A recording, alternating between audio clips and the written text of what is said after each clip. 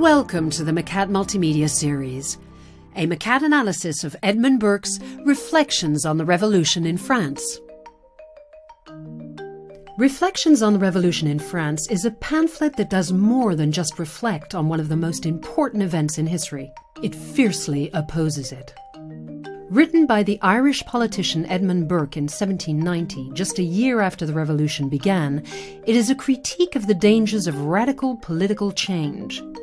Burke set out to prove that the French Revolution was bad for France and would be bad for England too. He believed that creating new, untested structures of governance based on theory alone was to play a dangerous game. For Burke, radical change based on pure reasoning was both unworkable and immoral. Burke argued that if this new societal structure was not solid and collapsed, the country would be plunged into chaos. Instead, he saw politics as an empirical science that should be based on past experience and tradition. The core of Burke's theory was concerned with defending traditional forms of rule within society. So, how could this play out on a smaller scale? Let's imagine an old building.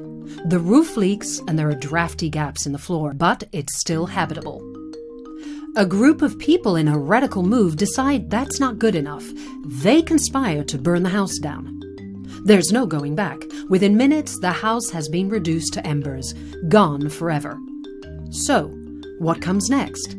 The group who burnt the house down want to build something completely different. A transformation, a dramatic new architectural structure using new materials. If their idea works, it will be much more comfortable than the old house. But there's a chance that these revolutionary building techniques won't work. The building could turn out to be unstable. After all, the techniques have never been tested before. A few other people also want to build something different, but they want to introduce these new techniques gradually, over time rather than all at once. And a group who were against destroying the property in the first place, not surprisingly, think that a replica of the old house should be built in its place. They think that experimenting would be too risky, and believe that the best way to proceed with the new building would be to draw on past traditions and experience. Burke, neither a revolutionary nor a moderate liberal, would have reached the same conclusion as these conservatives.